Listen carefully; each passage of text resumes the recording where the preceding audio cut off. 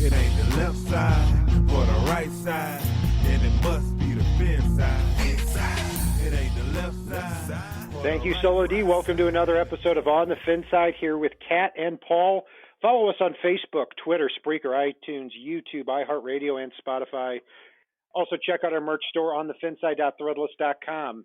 It is opening weekend of the NFL. The Miami Dolphins play the Baltimore Ravens at Hard Rock Stadium in Miami. It's got a little bit of a different feel to it this year, as we'll get into here in a couple of minutes. It looks like at the beginning of this, the Baltimore Ravens, at the time we're recording this show, they're favored by 7 points. The over and under is 37. The weather is expected to be in the high 80s in this game. Not a lot of injuries on either side, even though the Dolphins look like the roster is a little bit depleted by injuries. But the Ravens lost Tavon Young for the year to injured reserve. That's a pretty big loss for them. He's one of the better nickel backs in the league. That could factor into this matchup. For the Dolphins, at the time of this recording, Trent Harris is the only one who looks like he probably won't play in this game. But that shouldn't make a very big impact. But Harris could be a little bit more of a factor here as we go down the season. So, Paul, like I said, it's got a little bit of a different feel to it. I mean, this is very clearly a rebuilding year for the Dolphins. People want to call it tank. I think based on the personnel right now, that's pretty accurate. What are you expecting? What is your mindset here heading into this game for the Dolphins? That might be a little bit different than previous years. Honestly, call me a little drunk, but I haven't had one, and I promise you that when I say it. I was looking up and down the roster, and provided that Miami's offensive line can just kind of get in the way, that's all I'm asking them to do, is just kind of get in the way. Because let's face it, Jesse Davis possibly being left tackle, Julian Davenport possibly being right tackle, whatever mess they settle on in the middle around Kilgore, we're under no impression here that the offensive line is going to produce much for the Pro Bowl. But Miami has the skill position players, and I just don't feel like Baltimore's defense is what it once was. And you look at it, you look at the injury to Tavon, and I think Miami can put up some points in this game because of the talent they have at the skill position. And it's not any one guy. They've got a lot of talent at wide receiver. They've got a deep running back stable. And Fitzpatrick typically comes out and lights the world on fire for 3 or 4 games in the regular season before becoming one of the worst in the NFL. So realistically, if they can keep Ryan Fitzpatrick alive and open some semblance of a hole, Miami really does have a realistic chance of winning this game, especially if the national pundits are only favoring the Ravens by 7 based on how they all feel about the Dolphins going into the season. Yeah, on offense, the big thing that the Dolphins might have going for them that could end up making a difference in this game if they can keep it close is that they have some speedsters in Jakeem Grant and Kenyon Drake that can break one at any time, as well as Albert Wilson.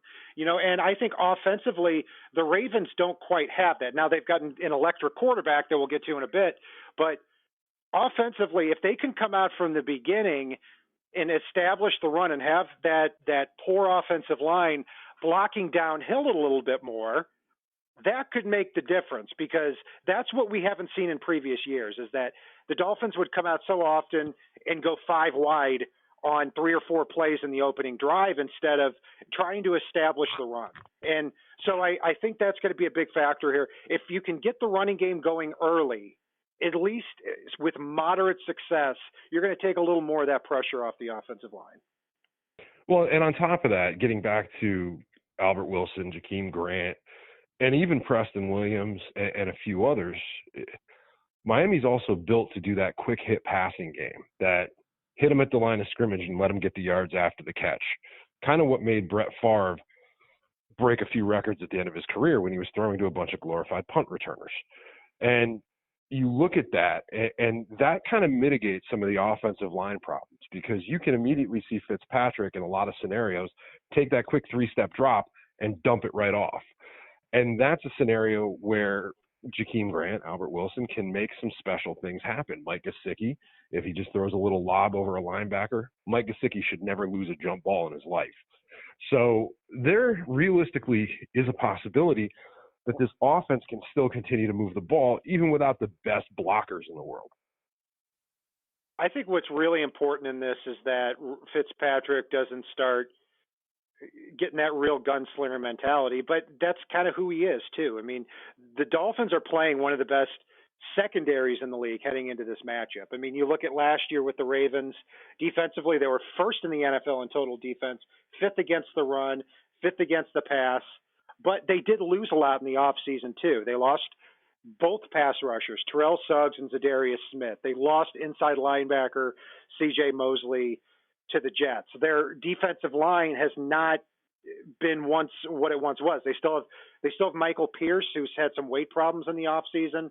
They also have Brandon Williams, who's getting up there a little bit, but a very stout front wall. So I don't see the Dolphins having down-to-down success running the football. But if they can stick with it, maybe then Kenyon Drake can bust it for a 30 or 40-yard run. I think that's kind of what we should expect or at least hope for this season. But I do think, and I want to make it very clear, I think personnel-wise, the Dolphins are outmatched in this. I mean, let's face it.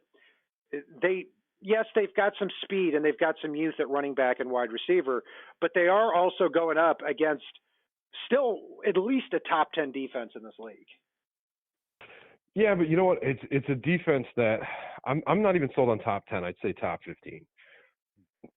I think given their losses, yeah, Miami might struggle to run up the middle at times in this one, but given the speed that they have, I think they should be able to bump a little bit to the outside, especially if those linebackers are having to stay home because Miami starts pump and dumping it over the middle to the little speedsters. So, I mean, there is the possibility of an effective game plan to mitigate the skills and the talents that the Ravens have on defense based on the skills that Miami has at the skill positions on offense. That's a lot of the word skill, but I'll take it. And speaking of the skill positions, a big matchup is going to be inside the slot where we'll see who takes most of the snaps there, but I would think you're going to see a lot of Jakeem Grant and Devontae Parker on the outside with Albert Wilson in the slot in these three wide receiver looks. Could end up being a very good matchup there for the Dolphins because they did lose Tavon Young, their nickelback for the year. Alex Bente, we have a different segment where we break down the Ravens roster, and it could be Cyrus Jones going up against Albert Wilson. At least that's what Alex thinks. We could also see some Anthony Everett. We could also see possibly Brandon Carr playing in that slot role. So that's one where if the Dolphins are going to get a quick hitter, that might be the avenue for them to go down in the passing game because they're going to need those quick hitters because I don't see them meticulously driving down the field against this Ravens defense. No, and one thing I would definitely watch in this one is Nick O'Leary and Mike Gesicki. If Mike Gesicki can build off that little bit he had in the preseason this year and just cause a few matchup problems, you've got Nick O'Leary who can sneak out and really get a what shouldn't be a good run after the catch, but he ends up always looking big and slow, but getting to an open area and getting downfield and turning the chains over. So, you know, the tight ends could be a huge factor in this one, especially if they're worried about Drake, especially if they're worried about those pump and dumps if they're able to get a few off early. And when I take a look at what the Dolphins are bringing over from the Patriots with Chad O'Shea and with Brian Flores, I think a big thing to keep in mind is the tight ends and the running backs are probably going to stay into block. They're probably going to chip a lot, and they're going to have those late developing patterns where they're going to be blocking for a little bit, and then they're going to go out into the flat for a shorter pass. That's something we haven't seen a whole heck of a lot in previous years, but it's something the Patriots really did a lot in not only the last couple of years, but for the last 20 years.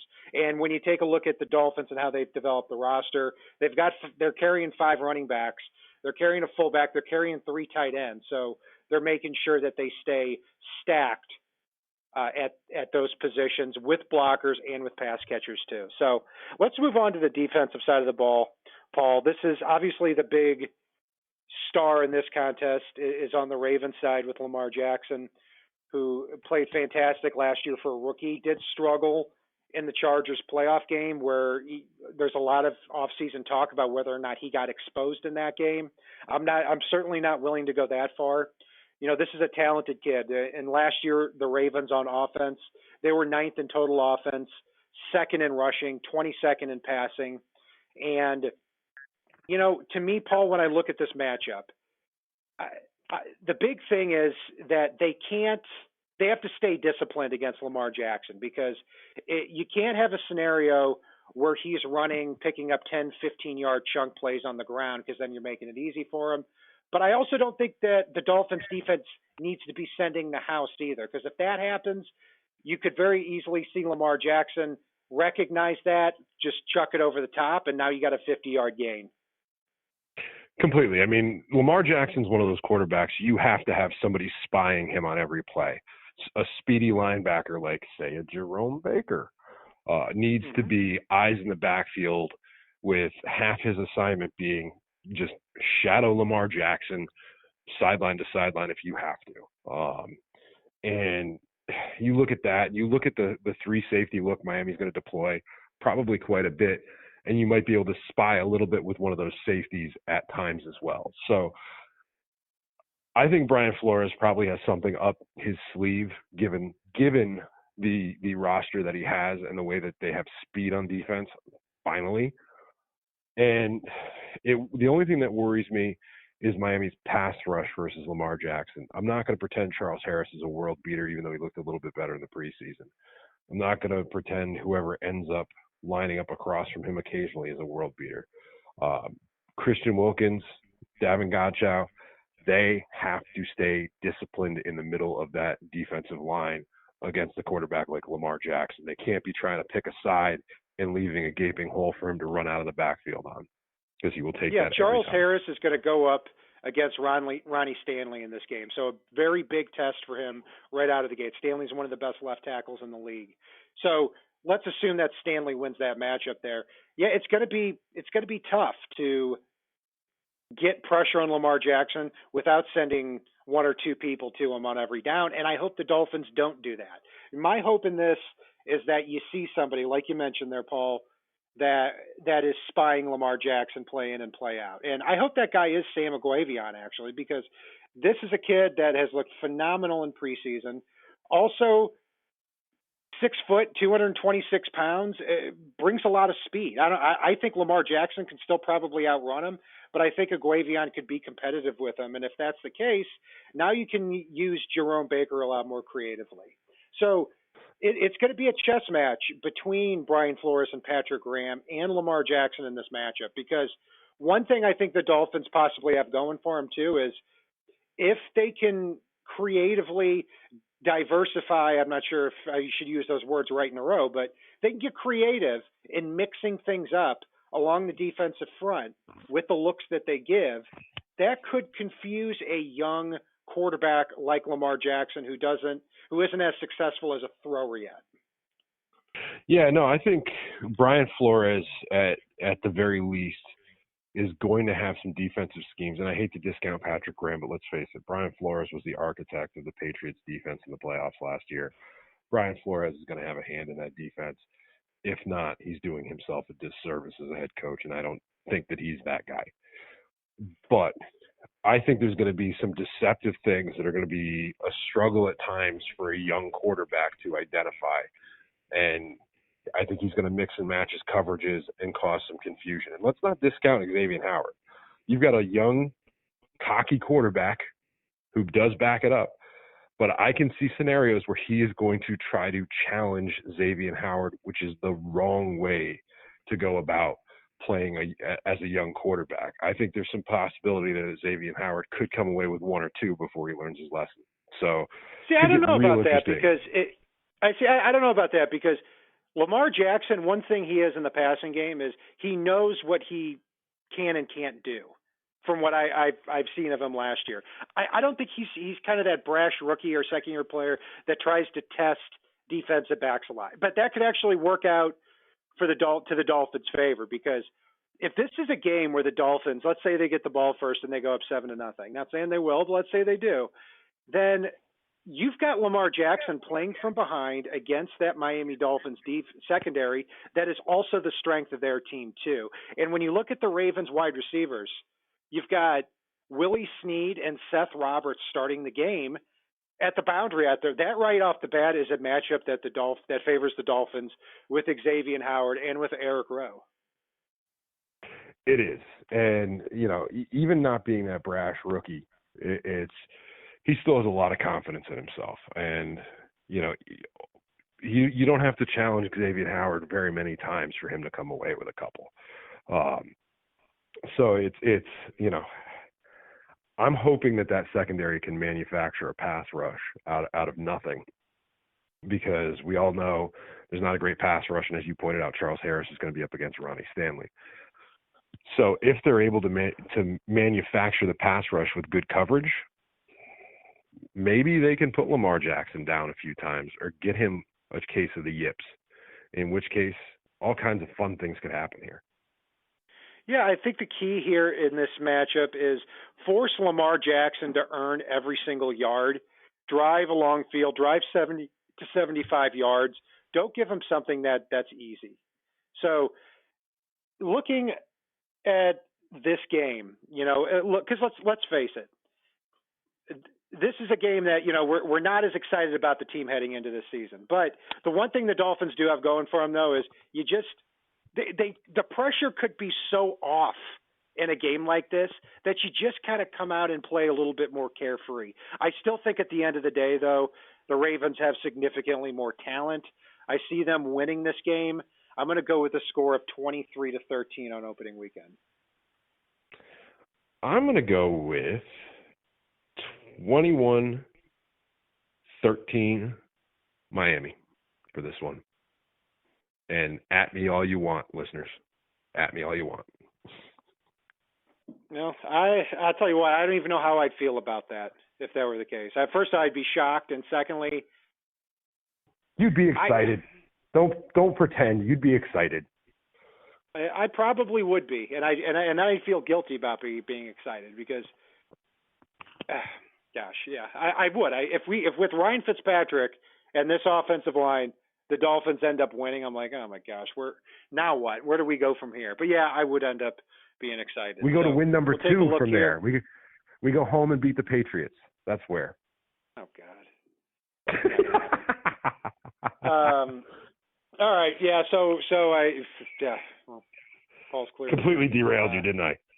Yeah, you did. It's nonsense. So let's. But hey, the key is the hope here is that the Dolphins keep this a low-scoring game, and this is a 10-10 type of game here at the beginning of the fourth quarter, end of the third quarter. Then maybe the Dolphins end up pulling one out there at the end, because I don't think the Ravens have a whole heck of a lot of firepower. They're hoping with Mark Ingram at running back and Jackson at quarterback, they're able to convincingly run the ball down the Dolphins' throat. That's their best chance there on the offensive side of the ball. That will do it for our breakdown of the Ravens-Dolphins matchup heading into week 1 of the NFL season. You can follow Paul and I on Facebook, Twitter, Spreaker, iTunes, YouTube, and iHeartRadio. And if it's not on the right side and it's not on the left side, it is on the FinSide. So, OD, take us home. It ain't the left side or the right side, then it must be the FinSide. It ain't the left side or the right side, then it must be the FinSide. Listen, Dolphins fans across the land all tuning in to see what Brian, Cat, and Paul about